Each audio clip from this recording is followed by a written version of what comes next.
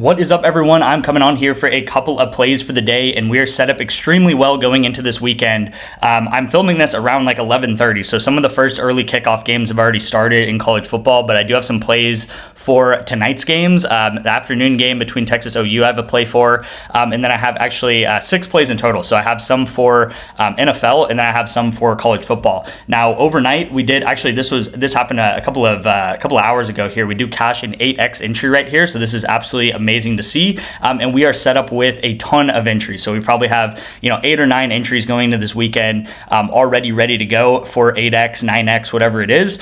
You'll see here, for example, if you don't know what I do a strategy called correlation. So you'll see here I took the Washington player, the Washington quarterback, and the Washington receiver to go over. And I actually took him over in the first half and in the second half. So this was a play I sent out maybe 3 days ago, getting ready for this game that happened last night. And you'll see this guy just absolutely goes off. He gets close to 300 yards in the first half. 200 yards in the first half. And then the second half, they're actually down in this game. They're down by like 7 points. And I took him over again in the second half. And I sent that play out by halftime. And you guys will see these guys go way over once again because they had to throw the ball like crazy to go into that. Here's some other setups that we have throughout the week, guys. We have, setups happening in the next couple of hours for TCU. This is a screenshot from a couple days ago. That's why it says starting in a couple days. But Texas Tech, one of the best duos to bet on. And then, we do have some Counter-Strike entries, and then we also have some football entries. And this Michael Carter line, as I've talked about a lot, we actually have 2 setups for it. So this was on Wednesday's video. I sent this out. And then this is another play that, like I said, I sent out to the VIP. So if Michael Carter does not get a touchdown, we'll go up instantly like 10 units. So that will be huge. Obviously, hopefully he does that and does not get a touchdown. And then this was a play that I sent out, kind of getting my days confused, but I think this was like Thursday night. And I sent these out with this for these Friday videos, for these Friday plays. And I took Bynum Brown to go over rush yards. He easily goes over rush yards there. So we're just waiting on Haynes King to go under and Kane Salter also to go under. Again, that's what I talked about on Thursday.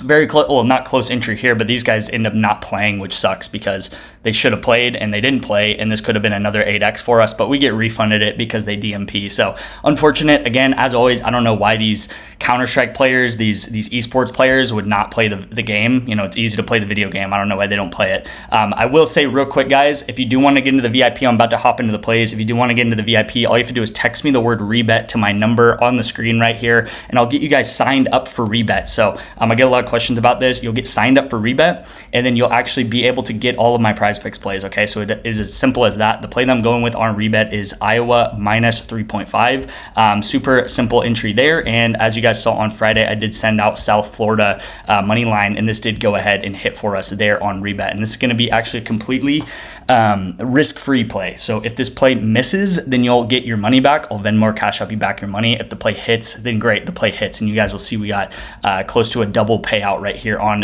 REBET, right? Put 25 on, and I got close to $50 as the payout there. So we hit on REBET. Again, this is going to be the play of the day on REBET. If you guys are interested in the VIP and like what I talk about, then you guys can go ahead and sign up for REBET. It's super simple. It takes maybe 5 minutes. And so let's go ahead and hop into the plays. I'm going to go pretty fast here. There's just a couple of plays that I'm going to really explain in depth, but most of them is going to be a pretty rapid fire motion just because I want to get this video out soon so you guys have enough time to play this on. One thing here is Gunnar Stockton is discounted, so just keep that in mind. That's a good play to take throughout the day. First pick is going to be Manning. We're going to take Arch Manning, and we're going to take him over pass plus rush yards. I just think this is going to be a very, very competitive game. I think that this game could go into overtime. I think Texas is probably going to be behind a lot in this game as well. And Arch Manning is going to need to throw. He's going to need to use his legs. And honestly, the games that he's been behind in, like really this Florida game that we saw, Texas, they throw the ball like crazy and they start taking deep shots, and Arch Manning gets a lot of yards because of it, right? So whatever you think about Manning, maybe you think he's bad, maybe you think he's good, whatever it is, this is just a really low line for him. I really like his pass line too. I mean, 209 for Arch is really, really low. So that's going to be the first play. Second play in college football is going to be Jaden Mailava.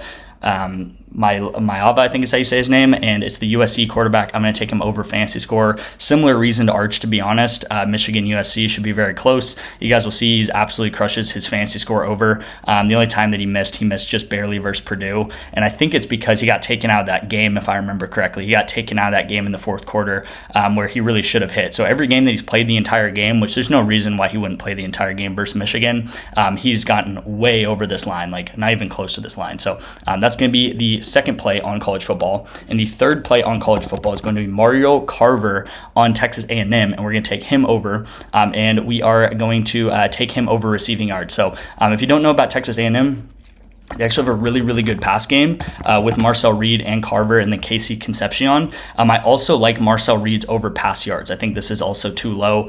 We saw Florida handle Texas the other week. I think Florida is a much better team than people give them credit for, and I think Texas A&M at the end of the day is going to win, but I think Florida is going to give them a run for their money, and they're going to make this game close, right? And Florida also, I forget who it is, but they have a new receiver that is, I think just came back from injury last week, and it really, really sparked their offense. So I think as long as Florida is somewhat competitive in this game, it's going to cause A&M to have to throw the ball a lot. But I will say this one I'm not as confident in, just because A&M sometimes can be very, very hard to predict. Sometimes they look horrible on offense, like they did in the Auburn game, and then some games they look like amazing and they look like one of the best offenses, like they did I think in like the Notre Dame game. They put up like 41 points against Notre Dame. So these are going to be the 3 picks for college football. I'm going to go ahead and just put a buck on that just to track that, because as you guys know, I track absolutely all of these plays, so you guys know that you're getting truthful and honest results in the best plays possible.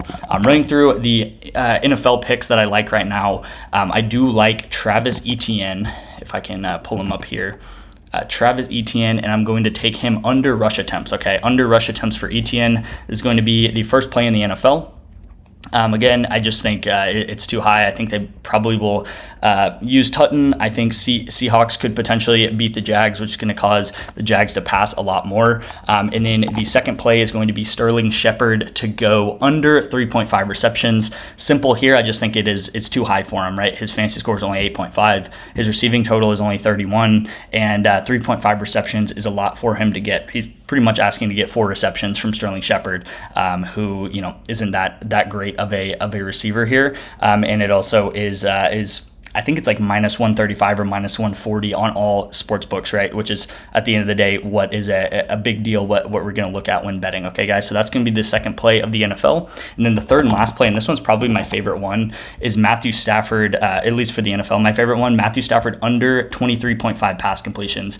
And the reason being, guys, is just because if you look at any game that he loses, look at how many pass completions he gets. He gets a ton of pass completions when he loses the football game.